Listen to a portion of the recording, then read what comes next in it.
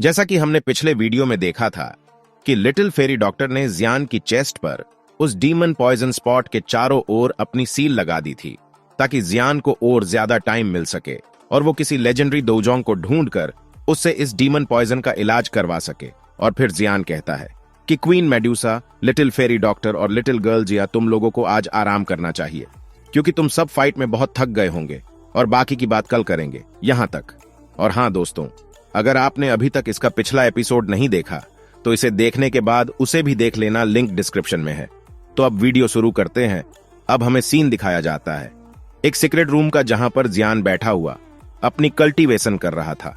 और तभी जियान अपनी आंखें धीरे से खोलता है और अपनी चेस्ट पर बने उस डीमन पॉइजन स्पॉट को देखता है। फिर जियान एक स्माइल के साथ सोचने लगता है कि अब मुझे किसी थर्ड टाइप हेवनली फ्लेम को ढूंढना होगा और फिर मेरे लिए इस डीमन पॉइजन स्पॉट को रिफाइन करना बहुत ही आसान हो जाएगा और इस डीमन पॉइजन स्पॉट को रिफाइन करने से मुझे बहुत ज्यादा बेनिफिट भी होगा। और फिर जियान अपनी स्पेस स्टोरेज रिंग से एंशिएंट मैप्स को निकाल कर देखने लगता है और तभी जियान को उस मैप पर एक ब्लैक लोटस दिखाई देता है। और ये ब्लैक लोटस और कुछ नहीं बल्कि रैंक 3 की प्यूरिफाइंग डेमोनिक लोटस फ्लेम है। और जियान के पास जो हेवनली फ्लेम्स थी उनमें से जो जियान की ग्रीन लोटस कोर फ्लेम थी वो हेवनली रैंकिंग फ्लेम्स में 19 रैंकिंग पर आती थी। और जियान की दूसरी हेवनली फ्लेम जो फॉलन हार्ट फ्लेम थी वो हेवनली रैंकिंग फ्लेम्स में 14 रैंकिंग पर आती थी। और इन सब के बाद मास्टर की बोन चिलिंग फ्लेम थी जो हेवनली रैंकिंग फ्लेम्स में 11 रैंकिंग पर आती थी। और जब जियान अपनी दोनों फ्लेमों को, ग्रीन लोटस कोर फ्लेम और फॉलन हार्ट फ्लेम को मर्ज कर लेता था, तो तब जियान की वो फ्लेम मास्टर की बोन चिलिंग फ्लेम को टक्कर दे पाती थी। अब जियान सोचता है कि जब मास्टर याओ लाओ की बोन चिलिंग फ्लेम 11 रैंकिंग पर आती है और उसकी पावर्स इतनी खतरनाक है, तो प्यूरिफाइंग डेमोनिक लोटस फ्लेम तो हेवनली फ्लेम रैंकिंग में 3rd नंबर पर आती है, तब इसकी पावर्स कितनी खतरनाक होगी। और अब जियान अपनी पुरानी यादों में चला जाता है जहां पर उसके मास्टर याओ लाओ ने टॉप 5 रैंकिंग फ्लेम्स के बारे में बताया था। और मास्टर ने जियान को यह भी कहा था कि जहां तक मुझे लगता है कि किसी ने भी टॉप 5 रैंकिंग फ्लेम को नहीं देखा होगा और मैंने भी उनके सिर्फ नाम ही सुने हैं। और मास्टर याओ लाओ ने उन टॉप 5 रैंकिंग फ्लेम में से किसी एक फ्लेम को लेना चाहते थे, लेकिन वो टॉप 5 रैंकिंग फ्लेम को तो छोड़ टॉप 10 रैंकिंग फ्लेम में से किसी को नहीं ले पाए और फिर जाकर वो बोन चिलिंग फ्लेम को ले पाए थे जो 11 रैंकिंग की फ्लेम थी। और माना कि ये बोन चिलिंग फ्लेम मास्टर याओ लाओ के लिए एक लो लेवल की फ्लेम थी, लेकिन मास्टर को इस फ्लेम को रिफाइन करने में बहुत मुश्किलों का सामना करना पड़ा था। और तब उन्हें पता चला था कि किसी भी हेवनली फ्लेम्स को पाना कोई बच्चों का खेल नहीं है। और अब ये सोचकर जियान उठकर एक टेबल के पास आता है और उन एंशिएंट मैप्स के टुकड़ों को जोड़ने लगता है, लेकिन जियान के पास अभी उस मैप के 3 ही हिस्से थे और अगर जियान को उस मैप को पूरा कंप्लीट करना है तो उसे एंशिएंट मैप का चौथे हिस्से को भी ढूंढना होगा। और अब जियान सोचता है कि अगर किसी को पता चल गया कि मेरे पास रैंक 3 की प्यूरिफाइंग डेमोनिक लोटस फ्लेम के एंशिएंट मैप्स के 3 हिस्से हैं, तो सब कुत्तों की तरह इनको मुझसे छीनने के लिए मेरे पीछे पड़ जाएंगे और फिर मेरे लिए उन सबसे बचना बहुत ही मुश्किल हो जाएगा। और अभी के लिए मैं इस दाओकी कॉन्टिनेंट के बारे में ज्यादा कुछ नहीं जानता हूं, तो अब मैं एंशिएंट मैप के चौथे हिस्से को कैसे ढूंढ पाऊंगा। और इसके लिए मुझे पहले ऐसे किसी पर्सन को ढूंढना होगा जिसे इस दाओकी कॉन्टिनेंट के बारे में अच्छी खासी नॉलेज हो और मुझे उस पर ट्रस्ट भी हो, लेकिन ऐसा पर्सन मिलेगा कहां।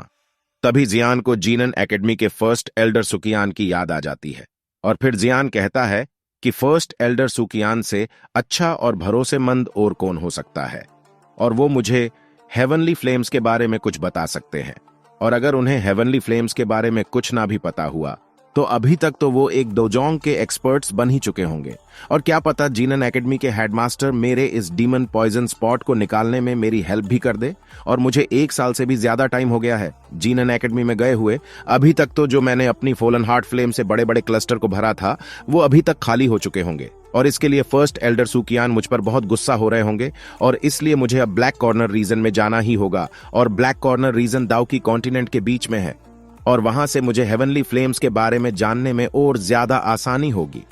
और इसके बाद जियान उन एंशिएंट मैप के टुकड़ों को अपनी स्टोरेज रिंग में रखकर रूम से बाहर आ जाता है और बाहर जियान क्वीन मेड्यूसा को अपना प्लान बताता है, जिस पर क्वीन मेड्यूसा जियान से कहती है कि क्या तुम सच में ब्लैक कॉर्नर रीजन में जा रहे हो, जिस पर जियान क्वीन मेड्यूसा को कहता है कि हाँ, और जीनन एकेडमी के हेडमास्टर एक इलाइट दोजुन है। तभी लिटिल गर्ल जिया मुंह फुलाकर कहती है कि वो बुढ़ा तुम्हारी हेल्प नहीं करेगा क्योंकि मैं जब से जीनन एकेडमी में थी तो वो बुढ़ा मुझे बस एक बार ही मिला था। लिटिल गर्ल जिया की बात सुनकर जियान कहता है कि मुझे फिर भी एक बार ट्राई तो करना ही चाहिए, और अगर मुझे हेडमास्टर ना भी मिले तो मैं फर्स्ट एल्डर सुकियान से हेवनली फ्लेम्स के बारे में इंफॉर्मेशन पता करूंगा, और अगर मुझे एक नई हेवनली फ्लेम मिल जाती है तो मुझे अपने इस डीमन पॉइजन स्पॉट को निकलवाने के लिए किसी की भी जरूरत नहीं होगी। तभी क्वीन मेडुसा जियान से कहती है कि मैं तुम्हें ब्लैक कॉर्नर रीजन जैसी खतरनाक जगह पर अकेले नहीं जाने दूंगी, और मैं तुम्हारी प्रोटेक्शन के लिए तुम्हारे साथ चलूंगी। जिस पर जियान एक स्माइल के साथ कहता है कि ये तो और भी अच्छी बात होगी, लेकिन जैसा कि तुम जानती हो कि अगर तुम मेरे साथ चलोगी तो स्नैक ड्राइव और याना लाइंस की सेफ्टी के लिए कोई नहीं रहेगा, और मैं सिर्फ तुम पर यकीन कर सकता हूं, और होल ऑफ सोल वालों ने हमारे 100 क्लेन के लिए बहुत से प्लान भी बनाए होंगे, और फिर वो मेरे 100 क्लेन पर अटैक कर देंगे, और तुम्हें यहां रहकर उनको प्रोटेक्ट करना होगा, और इसलिए तुम्हें यहीं पर रहना होगा। और क्वीन मेडुसा भी ये अच्छे से जानती थी कि जियामा एम्पायर में एक 2 जोंग लेवल के एक्सपर्ट्स का होना कितना जरूरी है, लेकिन क्वीन मेडुसा ये भी नहीं चाहती थी कि जियान ब्लैक कॉर्नर रीजन में ऐसी जगह पर अकेला जाए। अब little fairy doctor queen Medusa को उदास होते हुए देखकर जियान से कहती है कि क्या मैं तुम्हारे साथ ब्लैक कॉर्नर रीजन चल सकती हूँ, और मेरे पॉइजन सेक्ट में अभी के लिए कोई भी प्रॉब्लम नहीं है, और अगर तुम अकेले जाओगे और तुम्हें वापस आने में बहुत टाइम लग गया, और इस टाइम के बीच मेरी वॉय full poison body out of control हो गई, तो मैं इसे कैसे कंट्रोल करूंगी। अब जियान लिटिल फेरी डॉक्टर को ऐसा बोलता हुआ देखकर सोचता है कि अब चलो, अब मुझे भी एक 2 जोंग लेवल के एक्सपर्ट्स की कंपनी मिल जाएगी, और इससे मेरी काफी हेल्प भी होंगी। जिस पर जियान लिटिल फेरी डॉक्टर को ग्रीट करता है, और फिर जियान लिटिल गर्ल जिया के सर पर हाथ मारकर कहता है कि मैं इस छोटी लड़की को अपने साथ ले जाऊंगा, और फिर मैं फर्स्ट एल्डर सुकियान को बताऊंगा कि मैंने लिटिल गर्ल जिया को बहुत ही अच्छे से रखा था। तभी क्वीन मेडुसा इन दोनों ऐसे करता देखकर हंसने लगती है, और अब क्वीन मेडुसा टेंशन फ्री हो गई थी क्योंकि लिटिल फेरी डॉक्टर जियान के साथ जा रही थी। और फिर क्वीन मेडुसा जियान से पूछती है कि तो तुम कब ब्लैक कॉर्नर रीजन के लिए यहां से निकलोगे। जिस पर जियान क्वीन मेडुसा को बताता है कि हम कल यहां से ब्लैक कॉर्नर रीजन के लिए जाएंगे, क्योंकि आज मुझे हमें होल ऑफ सोल के उस प्रोटेक्टर टाई के मुंह से सब इंफॉर्मेशन निकलवानी है। और फिर जियान अपनी स्पेस स्टोरेज रिंग में से एक जेड की बोतल को निकाल लेता है जिसमें प्रोटेक्टर टाई बंद था, और प्रोटेक्टर टाई को देखकर क्वीन मेडुसा और लिटिल फेरी डॉक्टर थोड़ा डर जाती है, और जियान इन दोनों को ऐसे डरते हुआ देखता है तो वो हंसने लगता है। अब जियान उस प्रोटेक्टर टाई की सोल को बाहर निकालता है, तो प्रोटेक्टर टाई की सोल बाहर निकलते ही जियान लिटिल फेरी डॉक्टर और क्वीन मेडुसा से बचने के लिए दरवाजे की ओर भागने लगती है, लेकिन तभी वो किसी इनविजिबल सील्ड से टकरा जाती है और दर्द के मारे चिल्लाने लगती है, और वहीं रुक जाती है क्योंकि ये सील्ड जियान की फॉलन हार्ट फ्लेम से बनी हुई थी। और फिर वो सील्ड प्रोटेक्टर टाई को चारों ओर से घेर लेती है, और बेचारा प्रोटेक्टर टाई उस सील्ड में इधर उधर भागने लगता है, और जियान प्रोटेक्टर टाई को ऐसे भागता देखकर बहुत खुश हो रहा था। और जियान उससे कहता है कि अरे रे, इतनी भी क्या भागने की जल्दी है भाई। तभी प्रोटेक्टर टाई जियान से कहता है कि मेरे होल ऑफ सोल वालों ने मेरी सोल में अपना स्पिरिचुअल इम्प्रिंट लगाया हुआ है, और अगर तुमने मेरी सोल को डिस्ट्रॉय कर दिया तो मेरे होल ऑफ सोल ऑर्गेनाइजेशंस वाले तुम्हें छोड़ेंगे नहीं। प्रोटेक्टर टाई की बात को सुनकर जियान कहता है कि तुम गलत सोच रहे हो, हम तुम्हें मारेंगे नहीं, हम तो बस तुमसे कुछ सवाल जवाब करेंगे और फिर तुम्हें छोड़ देंगे। जिस पर प्रोटेक्टर टाई जियान को कहता है कि हाँ पूछो, जल्दी पूछो। और फिर जियान प्रोटेक्टर टाई से होल ऑफ सोल के बारे में पूछता है, तो प्रोटेक्टर टाई हैरान हो जाता है और कहता है कि दाउकी कॉन्टिनेंट की बड़ी बड़ी फैक्शंस होल ऑफ सोल की फैक्शन से डरते हैं, और ये लड़का उन फैक्शन से पंगा ले रहा है। क्या इस लड़के को पता नहीं है कि होल ऑफ सोल वाले क्या चीज है? और क्या तुम अपने आप को इतने बड़े एंडी खां सोच रहे हो? और तुम क्या इन दो झोंग के एक्सपर्ट्स को लेकर सोच रहे हो कि तुम हमारी होल ऑफ सोल वालों से पंगा ले पाओगे? तुम्हारे इन दोनों दूजोंग के एक्सपर्ट्स हमारे होल ऑफ सोल के आगे एक मच्छर के अलावा और कुछ नहीं है।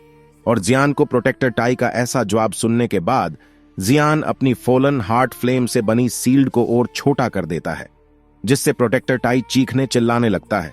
और अब प्रोटेक्टर टाई की सोल फॉलन हार्ट फ्लेम के कारण बहुत इंजर्ड हो गई थी। अब जियान प्रोटेक्टर टाई की ऐसी दुबली पतली हालत को देखकर कहता है कि मेरे सवाल का यह जवाब नहीं था। तुम होल ऑफ सोल के बारे में कुछ जानते हो तो बताओ, नहीं तो मैं तुम्हें बहुत तड़पाऊंगा। फिर प्रोटेक्टर टाई जियान से कहता है कि तुम आखिरकार होल ऑफ सोल के बारे में क्या पूछना चाहते हो?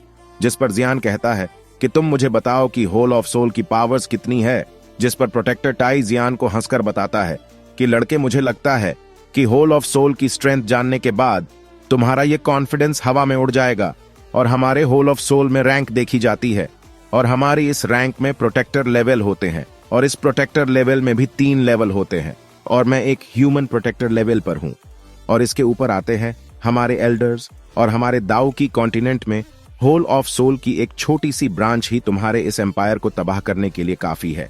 अब जब जियान प्रोटेक्टर टाई की बात सुनता है तो उसके मुंह का रंग उड़ जाता है।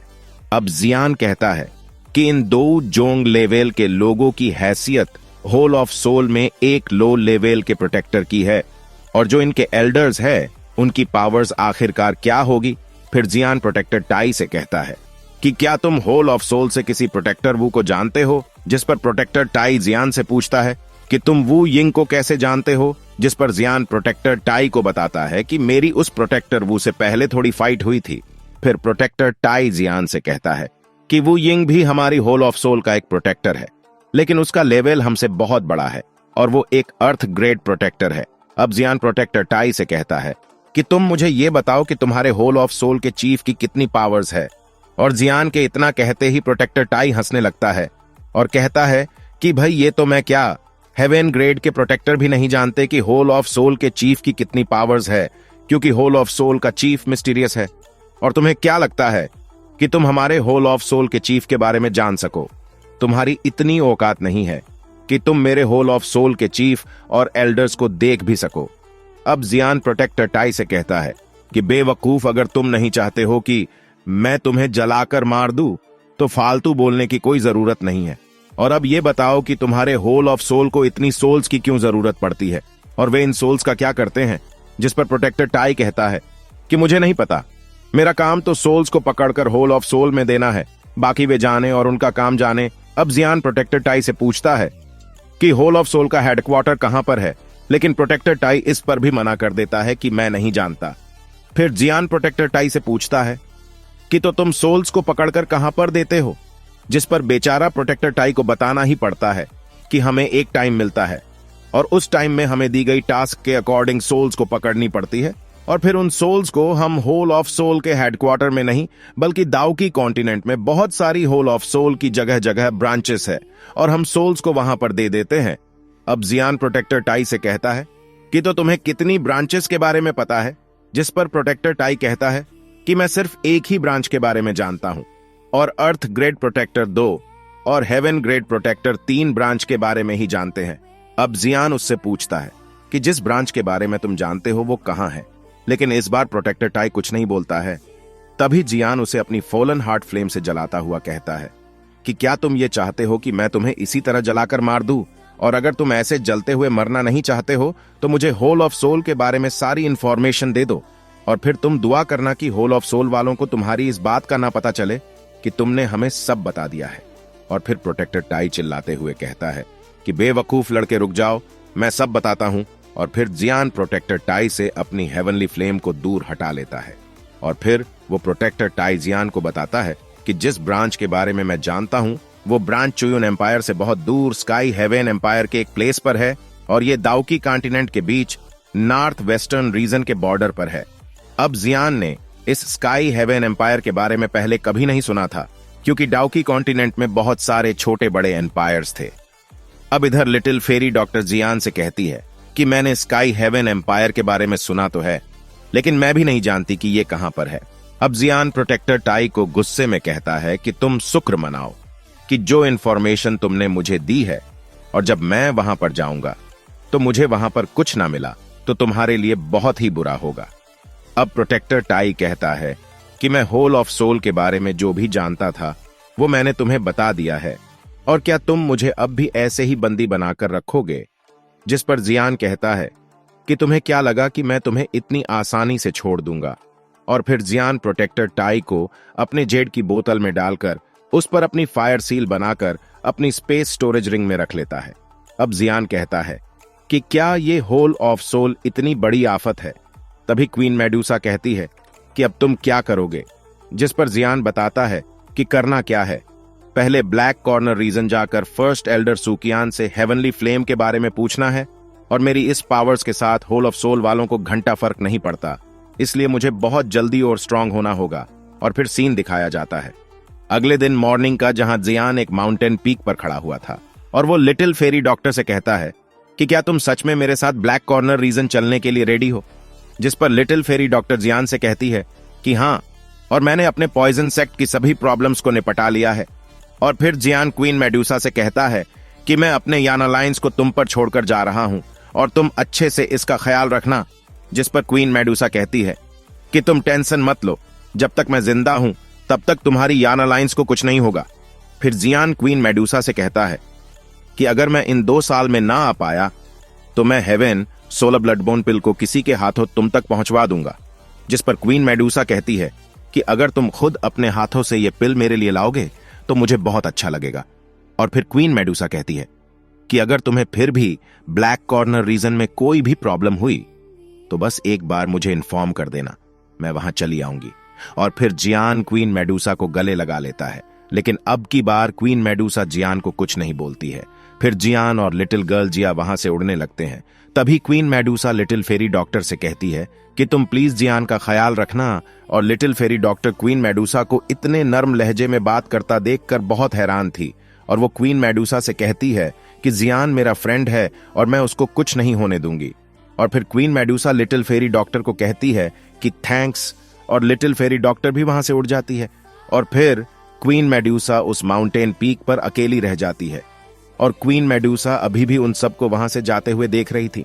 और इसी के साथ ही आज का यह एपिसोड खत्म होता है। अगर आप सभी अगला एपिसोड चाहते हो, वीडियो को लाइक और चैनल को सब्सक्राइब कर लो। तो फिर मिलते हैं अगली वीडियो में। तो अभी के लिए बाय बाय दोस्तों।